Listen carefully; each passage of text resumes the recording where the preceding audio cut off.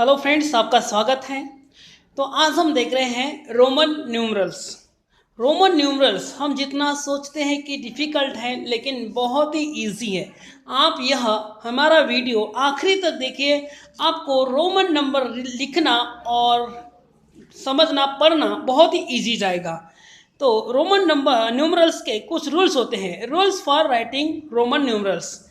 तो फ्रेंड्स, पिछले वीडियो में हमने देखे हैं rule number 1, repetition of Roman numerals means addition.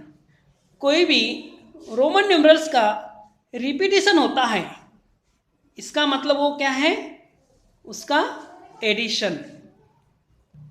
और हमारे पिछले वीडियो में आपको ये भी समझा होगा कि रोमन न्यूमरल्स में जो न्यूमरल्स होते हैं रोमन्स, वो 3 टाइम्स ही रिपीट हो सकते हैं। केवल एक ऐसा न्यूमरल है वो 4 टाइम्स रिपीट हो सकता है। वो कौन सा न्यूमरल है फ्रेंड? एम। ओके, तो हम आगे बढ़ते हैं। आज हम देखेंगे रूल नंबर 2। लेकिन रूल नंबर 2 को देखने के पहले या उसको समझने के पहले मैं आप लोगों को ये चार्ट दिखाना चाहूँगा। रूल नंबर 2 स्टडी करने के पहले आप ये स्टडी कर लीजिए, ये रोमन न्यूमरल्स हैं और हिंदू अरेबिक न्यूमरल्स। ओके, ये रोमन न्यूमरल्स, उनके वैल्यू हिंदू अरेबिक में दिए गए हैं। आप थोड़ा सा एक आइडिया या कॉन्सेप्ट क्लियर कर दीजिए। देखिए, आई से लार्जर न्यूमरल कौन सा है रोमन में? वी। इसके बाद है एक्स। इस कंपैरिजन कीजिए, विच न्यूमरल्स इज स्मॉलर और लार्जर। तो आपको समझ में आ रहा है, आई से इस लार्जर है वी से लार्जर है एक्स लार्जर है एल से लार्जर है सी से लार्जर न्यूमरल डी से larger numeral M. Okay friends, इस तरह से रोमन न्यूमरल में हम कंपैरिजन कर रहे हैं। तो हमें समझ में आ रहा है कि एक्स से स्मॉलर वी है, लेकिन एक्स से ग्रेटर एल है। ओके फ्रेंड्स, इतना कॉन्सेप्ट अगर आपका क्लियर हो गया तो रूल नंबर 2 समझने के लिए आपको इजी जाएगा। रूल नंबर 2 समझने के पहले और कुछ मैं एग्जांपल आप लोगों को दिखाना चाहूँगा, वो एग्जांपल देखिए और ऑब्जर्व कीजिए।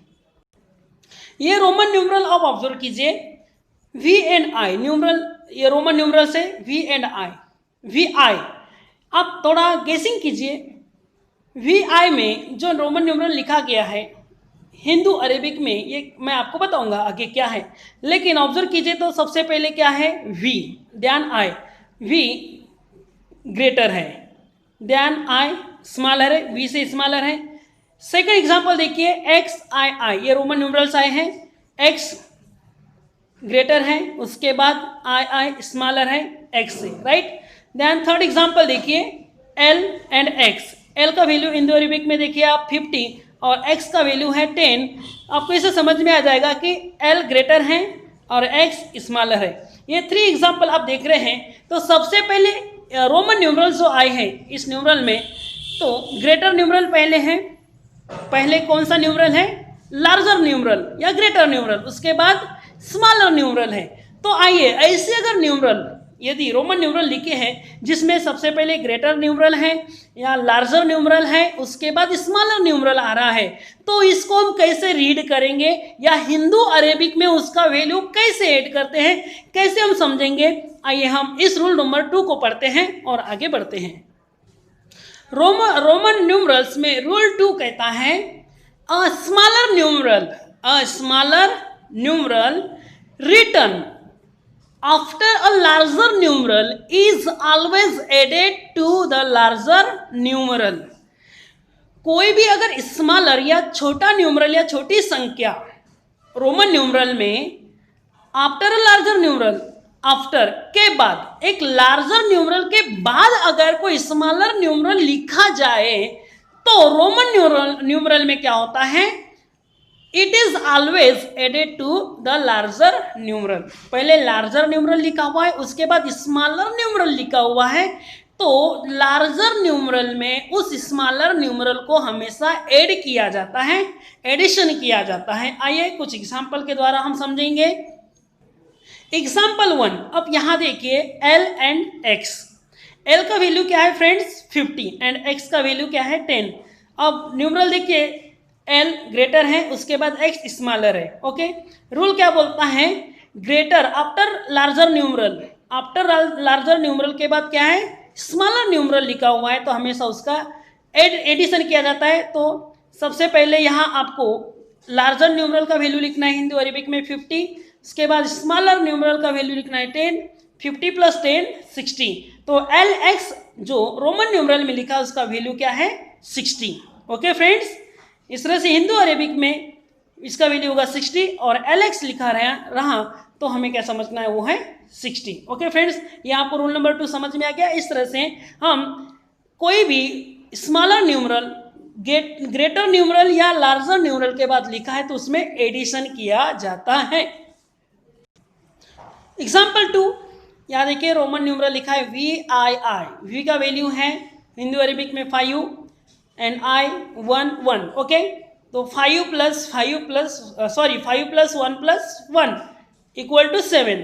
VII ऐसा रोमन न्यूमरल में लिखा है तो इसका वैल्यू हम हिंदू अरेबिक में क्या समझेंगे 7। और एक एग्जांपल देखते हैं फ्रेंड्स, यहाँ देखिए CL, C is 100 and L is 50। C क्या है लार्जर न्यूमरल है, L C से स्मॉलर है, तो C में L प्लस कर देंगे अर्थात 100 + 50 = 150। CL रोमन न्यूमरल में लिखा है, इसका हिंदू अरेबिक में क्या होगा वैल्यू 150। इस तरह से फ्रेंड्स हमने देखे हैं रूल नंबर 2 हमें कहता है कि कोई भी लार्जर न्यूमरल के बाद स्मॉलर न्यूमरल लिखा होता है किसमें रोमन न्यूमरल में, तो लार्जर में स्मॉलर न्यूमरल्स ऐड किया जाता है। ओके फ्रेंड्स, ये है रूल नंबर 2 रोमन न्यूमरल्स का। अब देखेंगे रूल नंबर 3।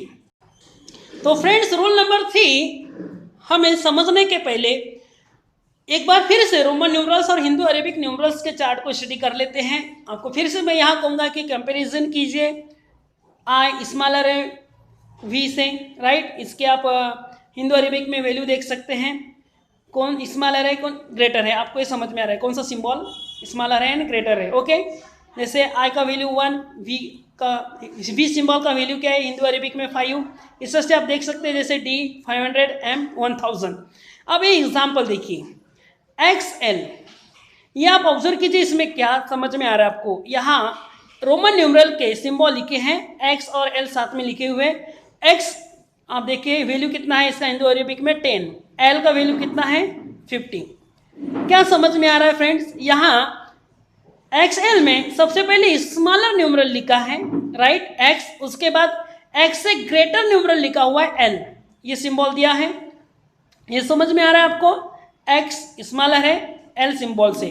उसके बाद एग्जाम्पल 2 देखिए I एंड V, ये सिंबल है रोमन न्यूमरल के। I की वैल्यू क्या है हिंदू अरेबिक में 1 और V 5। क्या समझ में आ रहा है फ्रेंड्स, इस न्यूमरल में भी I स्मॉलर है एंड V ग्रेटर है। एग्जाम्पल 3 देखते हैं CD, C का वैल्यू हिंदू अरेबिक में है 100 एंड D का वैल्यू हिंदू अरेबिक में क्या है 500। क्या समझ में आ रहा है इस न्यूमरल में, इस सिंबल को देखकर हम समझते हैं कि C स्मॉलर है एंड D ग्रेटर है लार्जर है। तो आइए रूल नंबर 3 हमें क्या बताता है। रूल नंबर 3 क्या कहता है रोमन न्यूमरल्स में, अ स्मॉलर न्यूमरल रिटर्न, कोई भी स्मॉलर न्यूमरल लिखा जाता है कहाँ, to the left of a larger numeral, कोई भी लार्जर न्यूमरल के लेफ्ट में मतलब पहले, okay, before of the larger numeral. A smaller numeral return to the left of a larger numeral is always subtracted from the larger numeral। सबसे पहले smaller numeral है उसके बाद लार्जर न्यूमरल है, ऐसे रोमन न्यूमरल में लिखा जाता है साथ में। तो जो ग्रेटर या लार्जर न्यूमरल होता है उसमें से स्मॉलर न्यूमरल को सब्ट्रैक्ट किया जाता है, माइनस किया जाता है। आइए कुछ एग्जांपल के द्वारा हम समझेंगे। एग्जांपल 1, XL, ये रोमन न्यूमरल लिखा हुआ है, X स्मॉलर है L से, ओके, तो इसमें ग्रेटर न्यूमरल कौन सा है फ्रेंड्स L। L की वैल्यू क्या है हिंदू अरेबिक में 50, तो फिर सबसे पहले 50 लिखे, उसके बाद X का वैल्यू क्या है 10, तो 50 में से आपको 10 माइनस करना है तो 40, यही होगा XL का वैल्यू हिंदू अरेबिक में। XL का मतलब क्या होगा, मीनिंग क्या होगा 40। नेक्स्ट एग्जाम्पल हम देखेंगे, एग्जाम्पल 2, X एंड C, ये साथ में रोमन न्यूमरल लिखे हैं, इसका वैल्यू या इसको कैसे समझेंगे, X, C में X स्मॉलर न्यूमरल है एंड C ग्रेटर। रूल क्या कहता है, स्मॉलर न्यूमरल पहले लिखा है, बाद में लार्जर न्यूमरल लिखा है, तो ऐसे में लार्जर न्यूमरल में से स्मॉलर न्यूमरल को क्या किया जाता है, सब्ट्रैक्ट किया जाता है। तो इसमें लार्जर न्यूमरल कौन सा है, सी का वैल्यू हिंदू अरबिक में 100 और माइनस करेंगे x की वैल्यू है 10, 100 माइनस 10 इक्वल टू 90, x और c लिखा होगा तो हिंदू अरबिक में उसका वैल्यू क्या होगा 90। नेक्स्ट एग्जाम्पल हम देखेंगे, example 3, example 3 C and D। इसमें देखिए C का हिंदू अरबिक में वैल्यू होता है 100 एंड D का हिंदू अरबिक में वैल्यू क्या होता है 500। रूल हमें सिखाता है कि यदि रोमन न्यूमरल में सबसे पहले स्मॉलर न्यूमरल आ रहा है और उसके बाद ग्रेटर न्यूमरल आ रहा है, तो ग्रेटर न्यूमरल में से स्मॉलर न्यूमरल माइनस करते हैं, सब्ट्रैक्ट कर देते हैं। तो इसमें D ग्रेटर लार्जर न्यूमरल है तो उसका वैल्यू है 500 हिंदू अरबिक में, और C का वैल्यू है हिंदू अरबिक में 100, तो 500 माइनस 100 इक्वल टू 400। तो CD रोमन न्यूमरल में लिखा है तो उसका वैल्यू हिंदू अरबिक में कितना समझा जाएगा 400। तो फ्रेंड्स, मुझे उम्मीद है आप लोगों को रूल नंबर 2 एंड 3 आज बहुत अच्छे से समझा होगा। Thank you very much.